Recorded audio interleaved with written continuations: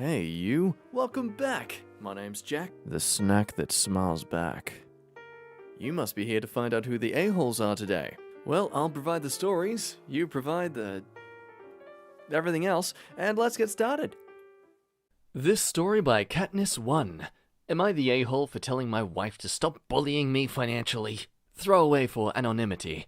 I, 41 male, and my wife, 37 female, and our little one, 3 female, have, up until recently, lived in another state away from our families. It's been tough since we both work, and we were alone with no family within thousands of miles to help. We made it work and have 2 successful careers. Me moving to contracting for more money the last 3 years to keep up with cost of living in major US city, while my wife carried the insurance. My wife is smart, driven, and makes great money in her field, has done well financially, and had a big chunk of money for a down payment on a house. When the pandemic hit, we made the decision to be closer to both sides of our family in another state. I worked hard at my job to get the support to be hired FTE and a transfer to the city or state we're moving to. I obtained mortgage since I have no debt and excellent credit score, while my wife provided the huge down payment for a very nice house. Our quality of life is so much better, but here's where my ask is. We have been fighting about how much she spent. My wife has always been adamant about keeping finances separate, which I'm fine with. Our agreement has always been I'll take care of the rent and mortgage, utilities, groceries, and day-to-day expenses while she saves and covers daycare when open. Lately, my wife has been constantly bringing up about how, without her, we couldn't have this lifestyle, and gets really mad she's put most of her savings down since I really don't have much saved. What I did went into move, initial mortgage closing, and all the new house stuff. I thank her all the time, and acknowledge that she's amazing to have gotten us a big step up for our family. Am I the a-hole for telling her to stop bullying me financially because she fronted so much money and constantly holds it over my head? I'm covering the mortgage and day-to-day and month-to-month costs while she rebuilds her savings. She landed a new job within 2 weeks of moving. That's how driven she is. We aren't talking right now as she just blew up on me again and said I was using her, which I am incredulous about. Honestly, dude, I don't know if you're giving the entire story here, but the way it sounds, you're the one who's paying for everything. Like, I get she put the huge down payment on, etc., but, I mean, you've paid for a lot of stuff too. She's complaining that you're relying on her when she's getting a free ride aside from daycare to build up her savings again, and you're paying for the mortgage off still. Like, okay, yeah, she paid the huge giant down payment, but you're paying off the rest of it technically? I don't know, maybe I'm reading into this wrong, but it genuinely sounds like she's just being absolutely picky here. I really can't see where she thinks she's actually in the right. I have to wonder how she'd behave if the roles were reversed. It honestly just sounds like she's being rather bigoted with the idea that you as a man should be supplying her with more financial fortitude. And because she's having to pull her own weight, it's just, not good enough. But hey, let's see what other people say. Maybe I have missed some stuff. Everyone sucks here. Y'all have finally won the prize for most nonsensical financial arrangements between a couple ever. Of course it breeds resentment. Nobody has any actual idea what everyone's contributions actually are. Sit down and make a normal plan to split expenses and save together. I try every month. She refuses because it's her money, her business. She was raised to always be financially independent and not rely on anyone. Right, sounds like she's just projecting her insecurities onto you then. She basically is afraid you're not going to be good enough to meet her standards as to what she's had to deal with all her life. Is it possible for you to pay her half the down payment so she doesn't hold it over your head anymore? Not anytime soon. It'll take about 7 years of paying down mortgage to equate to what she put in. Perhaps less if I started saving every month to pay her in small amounts, but I'm already covering most of our day-to-day expenses, so I'm completely tapped. Well, that does add a bit more insight. 7 years just to meet the amount she paid. Whew. But once again, all she's having to pay for as well is just daycare. He's paying for everything else. I still feel like in the long term it sounds like it'll even out. Everyone sucks here. You don't have separate finances if both of you rely on one another to cover 100% of the shared expenses. If you rely on her to do all the savings, you're not financially independent.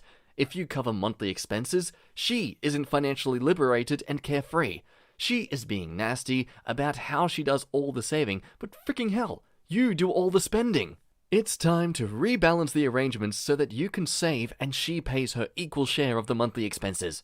If you make $60,000 and she makes $40,000, then split the bills and shared expenses 60-40. But the current situation is breeding resentment because she sees your contribution as inadequate and hers is a burden. That is super toxic.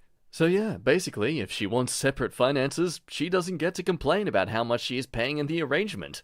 I gotta say, it sounds like a bit of an attempt to be financially abusive and keep you under her finger, so the sooner you nail this down, the better. This story by I Shrug Hard. Am I the a-hole for telling my male friends that I suspect they're being supportive of me because they want something in return? I broke up with my ex a few weeks ago. Since then, he's been spreading lies about me, that I cheated on him, have a drug addiction, etc. He also tried to contact me on social media, but I blocked him. My female friends have always had my back, but I found out yesterday that 2 of my male friends had gone to his place and told him to stop harassing me. I was truly shocked by this, since they're guys and he's their friend too. I fully expected them to take his side and turn on me. I spoke to both of them and asked them point blank why they were supporting me. They said it's because I'm their friend. But the thing is, I've only hung out with these guys in groups and am not as close to them as my girls. I told them that I can't help but feel that this is all a ploy to get something out of me. They got offended and told them I was being unfair and they were just being nice. One of them brought up something that happened over a year ago when I was invited to his place for a party. 2 of my female friends were supposed to show up too, but couldn't. So it was just me, my male friends, and a few other girls I didn't know. He reminded me how I seemed on edge the whole time and refused to eat or drink anything. He said he had seen me pour a drink he offered me down the sink and that he knew I thought he would try to drug me. He asked why I was friends with them if I didn't trust them. My best friend, female, called me out on this and told me my accusations are unfair. She also said that I always seem especially distrustful of the guys in our group. However, I don't trust people easily. Tell me, am I the a-hole for just being cautious? I'm going to say yes. Honestly, I get all the hate and spite that is constantly in the media and just on social media in general regarding that all men are basically monsters and apparently want to kill you or get in your pants. And I think you shouldn't dismiss anyone's fears about certain issues or people if they've experienced it in the past or been exposed to it enough times. But it's how you act or are influenced by those emotions that becomes the issue. If you get exposed about a certain ethnic group in the media a lot, about all the bad things this specific ethnic group seems to keep doing, your brain is naturally going to be conditioned to have a certain racial bias towards that ethnic group. But it's how you process that information and critique it that makes you racist or not. Whether we like it or not, we are heavily, easily influenced. And if you shove enough of a certain belief or topic down someone's throat, eventually they're going to believe it. Unless they are self-aware and have enough of a self-critical mindset to be able to challenge those thoughts. I honestly wouldn't be surprised if the OP has been exposed to a lot of media regarding violent men. So I'll excuse the cautiousness and fear or distrust she has towards guys she doesn't fully know. But when you actively accuse these 2 guys of being sinister when they're literally trying to make sure that their mate fixes himself up, that's when you become the a-hole. Like, if this doesn't prove that these 2 guys are genuine mature men, what will prove that they are genuine good men? Honestly, what would they have to do to prove that to you? That's my ramble, but let's see what others have to say. I'm between no a-holes here and Yatar, but going with the latter. I understand trusting men can be hard sometimes, especially as a single woman, but these dudes are your friends.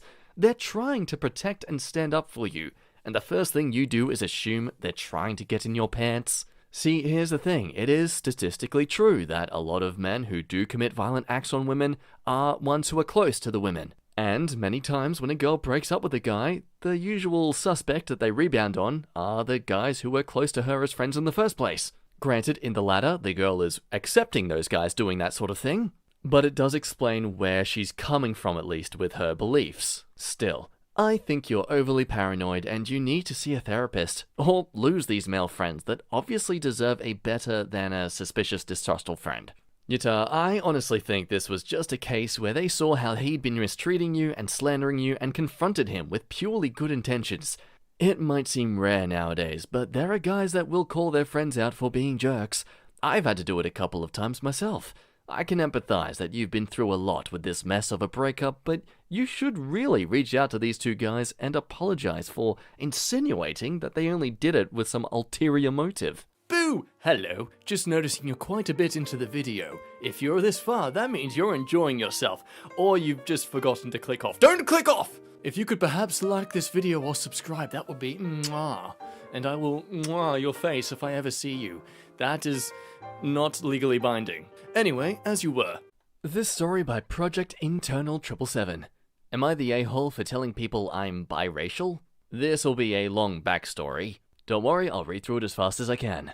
I'm 17. My mum is from the south, but when she married my dad, they lived in New England where my dad's family lives. My parents divorced when I was 5, and my mum moved us to the west coast to get away from both my dad and his family, plus her own family. My dad was barely scraping by and couldn't afford lawyers, while my mum has a good career. Both parents told me that they agreed my mum would have 100% custody in exchange for my dad only paying whatever he could for child support, so no court order. He pretty much never paid anything. I flew out to New England a few times to visit, plus I would talk to my dad on the phone a couple of times a month maybe, but the relationship was never really strong. I think they both share blame. I specifically remember my mum hanging up on my dad when he called to talk to me, and my mum refusing to take me to the airport after we all agreed I was supposed to fly out to see him. But I also think my dad didn't try hard enough. As the years wore on, I think this broke my dad, and he just tried less and less. By the time I was 13 and had my own cell, the relationship was awkward, and unfortunately Dad died when I was 14, so we never got to repair it.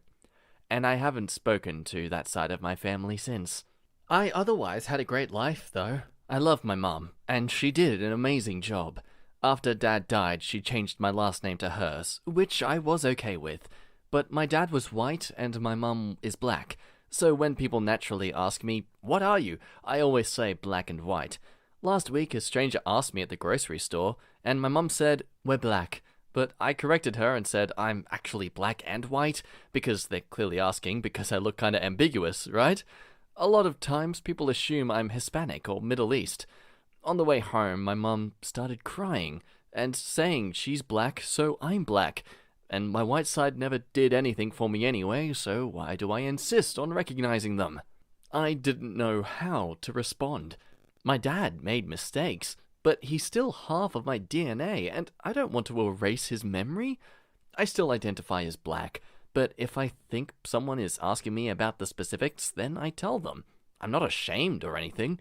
I thought that should be my choice. But she is right in that my white family never did smack for me, so maybe I should just completely reject them. I don't know. She was crying, so I started crying, and I still feel bad. My assumptions for why she reacted in such a way is possibly because of what caused them to divorce in the first place. There might have been some history in her relationship with your father that's caused her to basically try to exclude his existence from you, all the way down to the genetic level. Whether this was abuse or just maybe shame that she actually ever was dating a guy like him. Either way, reverse the ethnicity here and you've got basic racism. I mean, guilting you for recognizing part of your own heritage, that's a bit weird. But again, I think this is coming from more of a place of pain than actual belief that white people are less than or something like that. I don't think she's some black supremacist, so don't go too hard on her in that regard. Nata, I am so sorry your mother doesn't support your, very obviously real, biracial identity and her destroying your relationship with your father. I feel terrible for both you and him. No a-holes here. You can't actually reject a fact. Telling people your nationality is not the same as ethnicity. Cultural norms or identity is what she's saying when she says black. You're saying your genetic makeup when you say biracial. Sure, there are people who actually mean, what culture do you identify with, but that's much more rare. As for actually ignoring half your identity, that's silly. Being mixed comes with its own set of challenges, particularly in regards to a sense of belonging. Your mum identifies with black, but you don't necessarily fit in just that model. I remember specifically not belonging with any one race. White people either tiptoe on eggshells or are overtly racist. Black people get mad because I don't have to perm my hair, or they think my life must be easier because I'm lighter. Or are overtly racist. There's 100 things I was made painfully aware of as a mixed kid growing up. Biracial is not just black or white. There's a whole mixed person's world to navigate. I belong wherever and with whomever I want. You're only going to diminish yourself trying to fit in one place or neglecting half of yourself. OP responded, I think you hit the nail on the head 100%. My mum probably hears that same question and thinks it's more about how I was raised as opposed to my genetic makeup. Both define who I am, but she more believes I am who she raised me to be, while I still give some credence to what my genes say. Same question, but two different people interpreted the question differently and answered the question based on their own interpretations. That does us for today's video. Thank you so much for watching. If you're looking at my face right now, that means you liked this video. So all I appreciate is if you would like the video back. Because if you like it, then I'll like you for liking the video, and then I can make more stuff for you to like that you can like. And it'll be just a constant cycle of never-ending pain and suffering. So don't do it alone. Suffer with me. I don't know where I was going with that. If you haven't subscribed but you want to see some more content, then please, what are you waiting for? Click that notification bell so you're always updated on the latest content. And hey, why not check out some other videos while you're here? But anyway, that does me for today. Thank you again for watching. You're an amazing person. I love rambling at you. And I look forward to you staring at me beyond the abyss again soon. I can't close well. Don't at me, okay? My name's been Jack. Bye-bye. You're amazing. See ya.